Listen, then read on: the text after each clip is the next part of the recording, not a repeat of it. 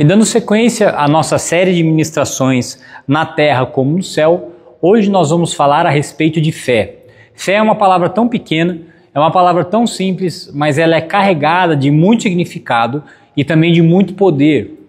Na Bíblia, nós aprendemos que a palavra fé, ela é capaz de fazer grandes coisas, mas infelizmente essa palavra também é usada de uma maneira muito ruim.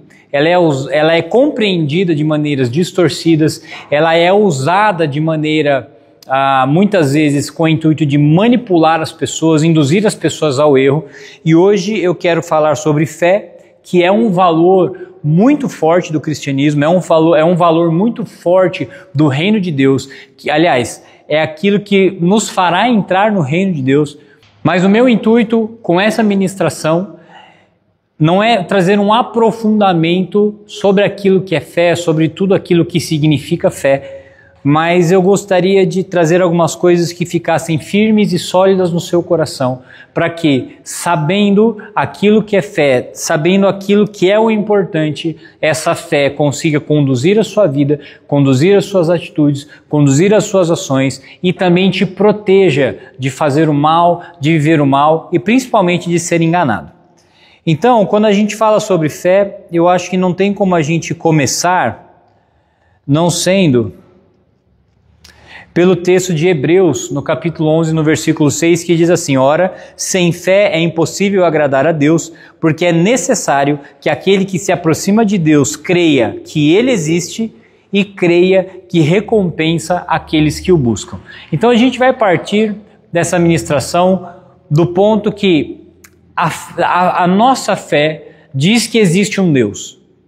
Aquilo que nós acreditamos, aquilo que é um valor do cristianismo, aquilo que é uma base do cristianismo, ela começa de um ponto, que existe um Deus.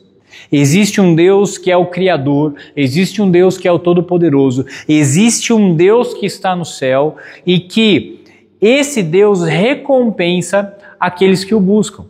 Então nós vamos partir na ministração nessa manhã desses dois pontos, que existe um Deus no céu e que esse Deus é poderoso, Ele é o Deus Criador, Ele é o Deus onisciente, o Deus onipresente, Ele é o Deus onipotente, Ele pode todas as coisas e que esse Deus que é tudo isso, Ele recompensa aqueles que o buscam, aqueles que se aproximam dEle, aqueles que desejam estar com Ele. Por que isso é muito importante? Porque de um lado existe uma corrente crescente, né, que vai ficando cada vez mais forte, de questionar a existência de Deus. Então, as pessoas preferem acreditar que tudo surgiu do nada, que houve uma grande explosão, que as coisas simplesmente acontecem ao acaso, à natureza, ao universo, questionando a existência de um Deus Criador e de um Deus Todo-Poderoso. Nós, que somos cristãos, partimos do ponto que Deus existe. Mas a nossa fé não para por aí. A nossa fé diz que se esse Deus existe, nós devemos nos aproximar dele. Se esse Deus existe, nós devemos chegar perto dele. Nós devemos buscar a esse Deus. Só que também não para por aí. Nós temos que acreditar que se esse Deus existe e se eu o busco, ele recompensa a minha vida. Ele dá prêmios, a palavra galardoador, né, que esse texto ele é mais conhecido como que Deus se torna galardoador daqueles que o buscam. Essa palavra galardoador significa dar prêmios, né, recompensar, entregar prêmios. Por que é importante que a gente entenda isso? Porque se de um lado existe uma linha de pensamento que quer afirmar que Deus não existe, de outro lado, dentro da própria igreja, existem pessoas que são tão espirituais, existem pessoas que se colocam com tanta humildade diante de Deus, que dizem assim que mesmo que elas busquem e orem, mesmo se Deus nunca responder a oração delas, elas continuarão crendo nesse Deus de amor. Apesar disso ser muito bonito, isso não é bíblico. Apesar disso ser muito bonito e muito nobre, isso não é uma afirmação bíblica, porque aqui o escritor de Hebreus diz que nós precisamos acreditar que Deus recompensa aqueles que o buscam. Então, se você é uma pessoa que crê que Deus existe, se você é uma pessoa que busca a Deus, a sua fé não termina em buscar a Deus. A sua fé continua sabendo que Deus vai te recompensar, ela vai te premiar, Ele vai responder às suas orações, Ele vai se aproximar de você. Então é disso que a fé se trata. É uma fé viva, é uma fé que traz transformação, é uma fé que traz realidade, é uma fé que traz poder, que traz mudança, que traz cura. É uma fé que ela gera arrependimento, é uma fé que traz correção, é uma fé que molda a nossa vida em todas as circunstâncias e em todas as camadas da nossa vida. E essa fé precisa ser a base de tudo na nossa vida.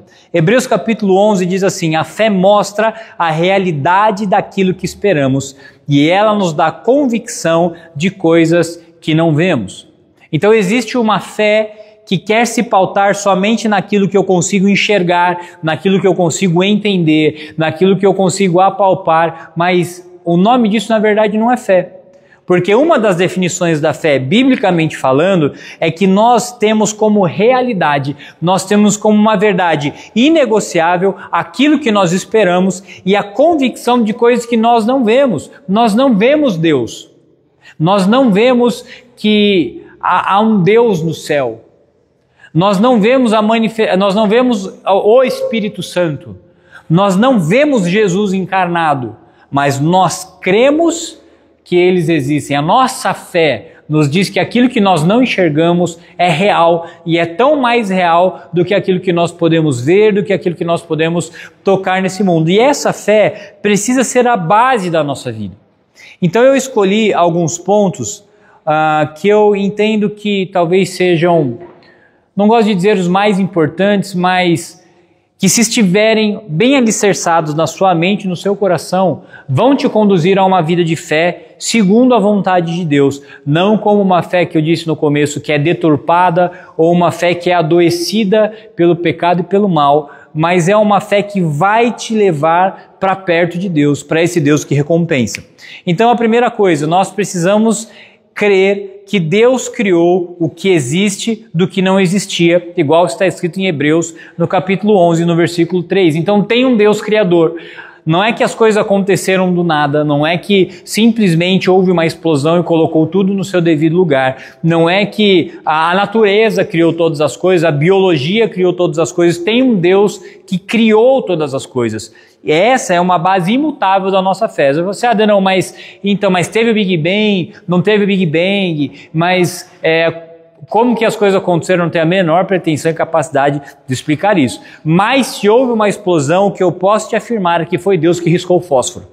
Entendeu? Então a gente não parte do ponto de tudo como foi que Deus fez, mas a gente entende que Deus fez, Deus criou aquilo que não existe pela sua palavra. A segunda base que é imutável da nossa fé é que Deus, Ele faz milagres. Para Deus nada é impossível. Esse Deus que recompensa aqueles que o buscam, Ele faz milagres. O que é um milagre? O curso da vida, a normalidade da vida está aqui. A consequência natural das coisas estão aqui. Um milagre é uma intervenção divina que faz com que momentaneamente essa linha mude de lugar e depois ela continue. Então, é uma pessoa com uma doença e a qual recebe o milagre de Deus, é curada. É uma intervenção divina num casamento que está sendo destruído. É uma pessoa que está presa em vício, está preso em pornografia, está preso em droga. E há uma libertação de Deus sobre a vida dela.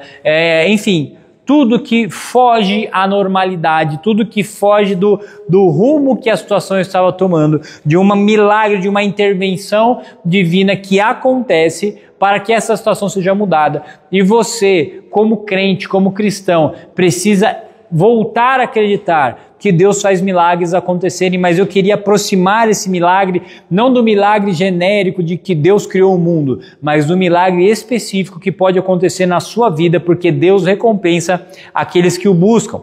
A terceira base imutável da nossa fé é que Deus tem um Filho e Ele enviou o seu Filho ao mundo para que todo aquele que nele crê seja salvo. E isso é de extrema importância. Nós não somos salvos porque fazemos o bem, depois a gente vai falar um pouco mais sobre isso, tá bom? Nós não somos salvos porque fazemos o bem, nós não somos salvos porque acreditamos num Deus abstrato, nós somos salvos porque cremos que Jesus é o Filho de Deus e que Jesus morreu para nos salvar dos nossos pecados e nos dar a vida eterna.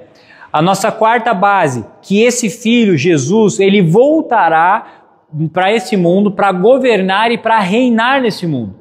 Então, Jesus, ele não é um profeta, ele não é uma pessoa importante, ele não é uma grande figura da nossa história, ele não é alguém que merece a nossa atenção. Esse Jesus é o Filho de Deus que voltará para governar esse mundo. E a Bíblia diz que aqueles que estiverem em Cristo reinarão junto com ele.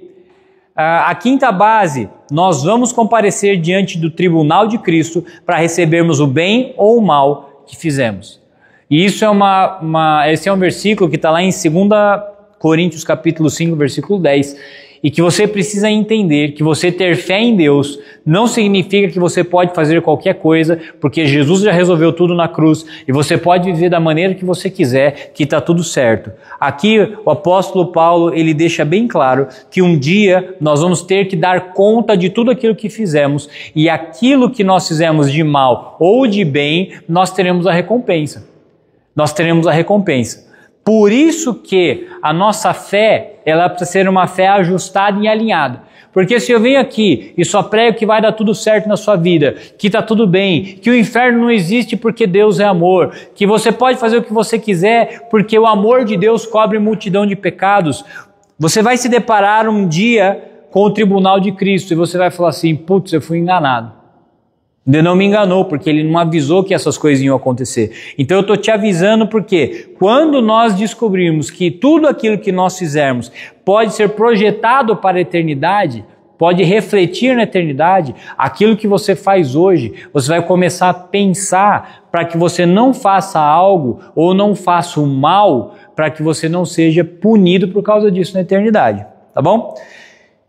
E o último ponto sobre a nossa fé é que há um destino eterno. Independente do que as pessoas querem acreditar ou dizem sobre Deus, a palavra de Deus, ela é bem clara, que há um destino eterno. Ou você vai para o céu e vai viver com Deus, ou você vai para o inferno. E a grande pergunta é, mas se Deus é bom, por que Ele fez o inferno? E eu já busquei, meu irmão, muitas respostas para essa pergunta, e essa era uma pergunta que às vezes me incomodava também. Mas hoje eu acho que eu cheguei à melhor conclusão que eu poderia chegar. Que Deus criou o inferno porque Deus é bom. E por que eu digo isso? Porque a verdade é que os poderosos, os ricos, os políticos, os governantes, essas pessoas que estão roubando velho do INSS, que estão causando guerras por aí, que traficam pessoas, que abusam de pessoas, que matam, que roubam, mas que detêm o poder e o controle de todas as coisas, essas pessoas não serão punidas. Elas não serão punidas. E provavelmente a vida delas vai ser melhor. Elas vão ter mais dinheiro, mais poder, mais conquista, elas terão mais coisas nessa vida. E essas pessoas, elas não serão punidas. E se Deus não criasse o inferno, significaria que essas pessoas poderiam fazer todo o mal que elas fizeram, aquilo que elas destruíram de centenas de milhares de pessoas morrendo por causa de dinheiro, por causa de cobiça, por causa de vaidade, por causa de poder. Mas Deus disse que isso seria punido. E Ele criou o inferno para o diabo e para os seus anjos e para as pessoas que adoram e praticam o mal. Então hoje eu creio de todo o meu coração que se Deus criou o inferno é porque Ele é bom. Porque Ele quer que as pessoas que se arrependeram, as pessoas que vivem com Ele, as pessoas que pratiquem o bem, as pessoas que praticam o bem, as pessoas que vivem uma vida de amor e uma vida de bondade, mesmo sofrendo nesse mundo, tenham certeza que receberão a recompensa da vida eterna com Deus, ao mesmo tempo que aqueles que praticam o mal serão castigados para sempre. E falar isso me enche meu coração de paz, especialmente pelo Brasil que a gente vive hoje, especialmente pelas guerras que a gente vê acontecendo. Saber que essas pessoas que propõem o mal serão punidas, enche o meu coração de paz e de alegria. Mas isso também traz uma responsabilidade para mim e para você. Tem um destino eterno. E a nossa vida também está em jogo. Então a gente tem que alinhar a nossa vida aqui A gente tem que alinhar a nossa conduta aqui, para que essa conduta seja correspondente aos nossos milhares e milhões de irmãos que serão salvos e irão morar com Deus. E essa fé, ela tem que ser uma fé prática.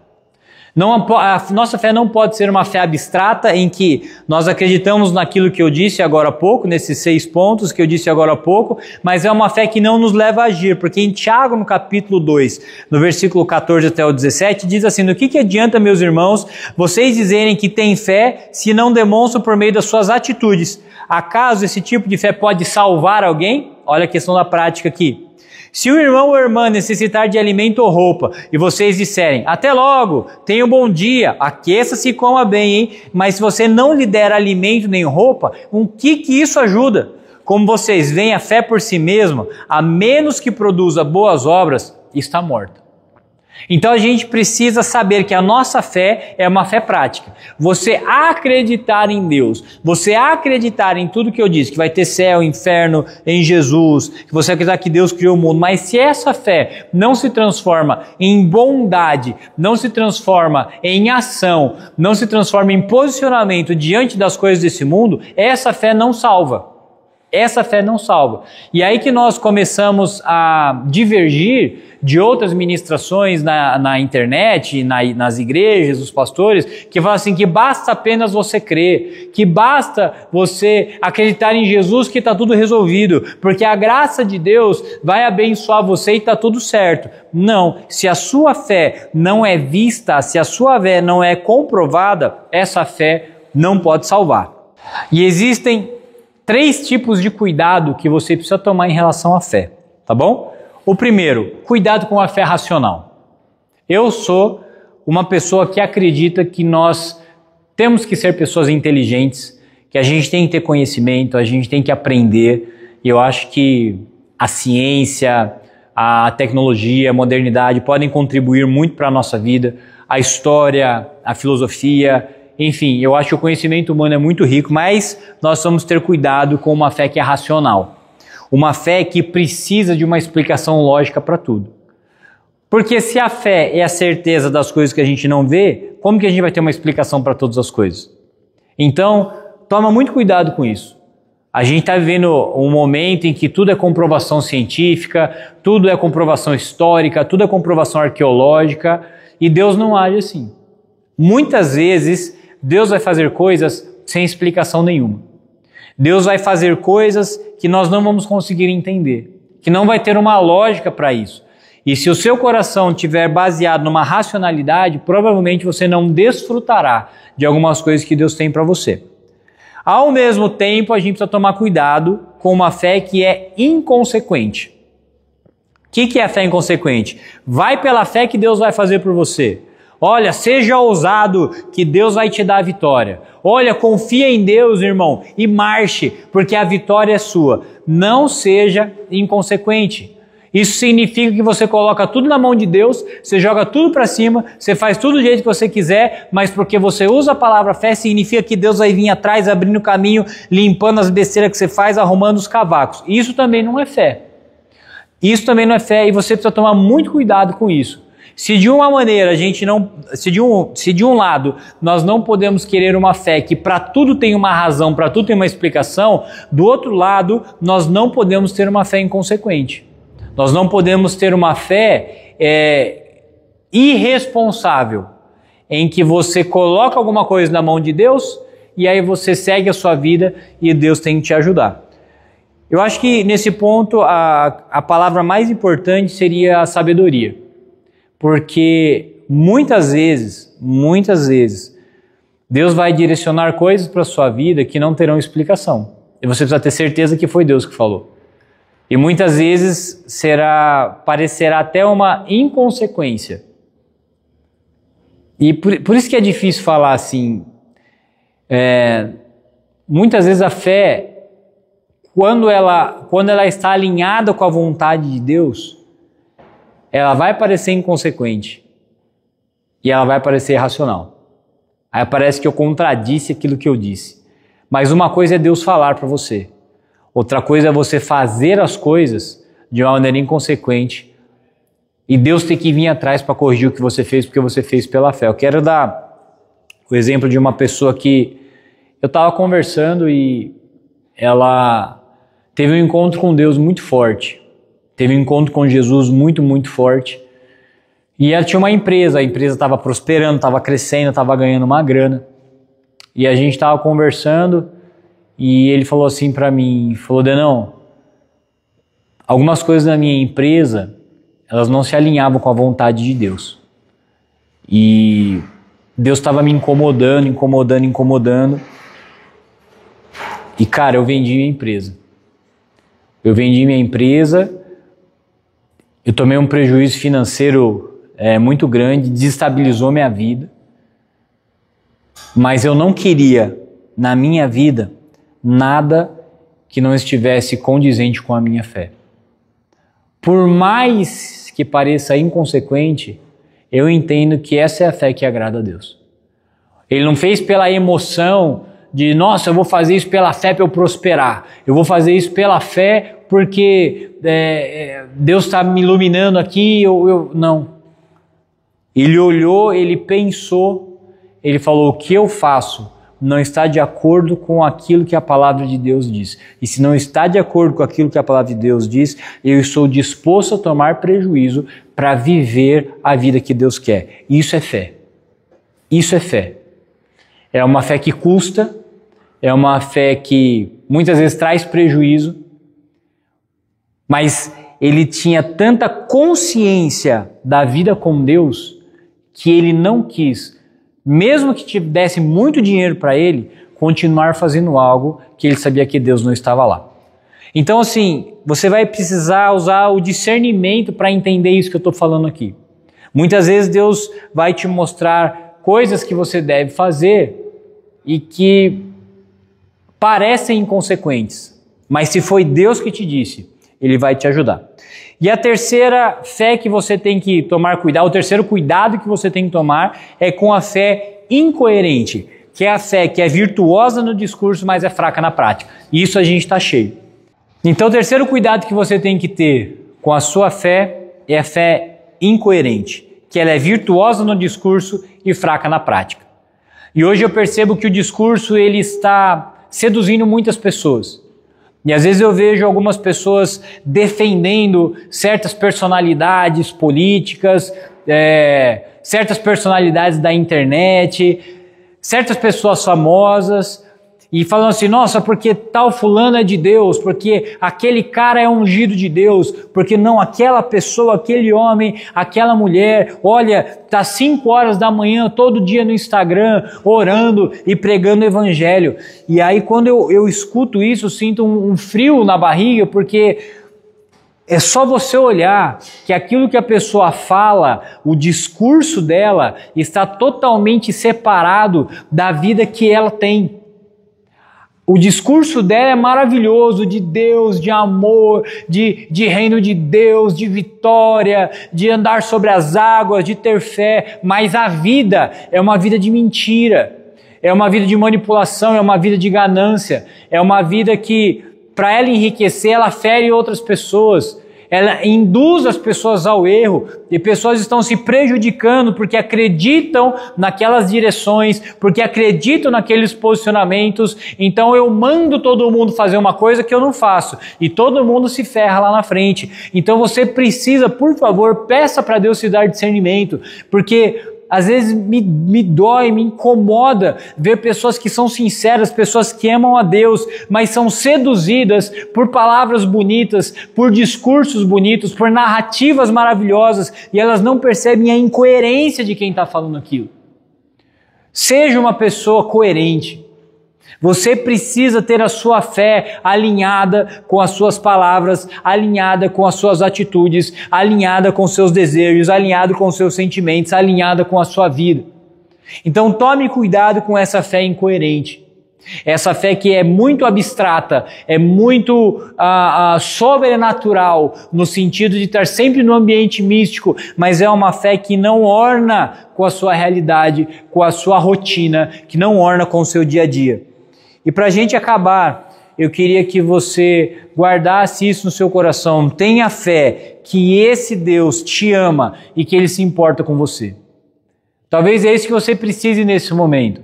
No momento que você se sente sozinho, passando por problema, passando por luta, acabou de sair de um casamento, acabou de descobrir que o seu marido está te traindo, que a sua esposa está te traindo, acabou de descobrir que seu filho está doente, alguma luta que você está passando, você acabou de cometer um pecado, você que era uma mulher tão de Deus, você que era um cara tão de Deus, você acabou de cometer um pecado e está escutando essa ministração, e a primeira coisa que desmorona no seu coração é: será que Deus te ama? Será que Deus se importa com você?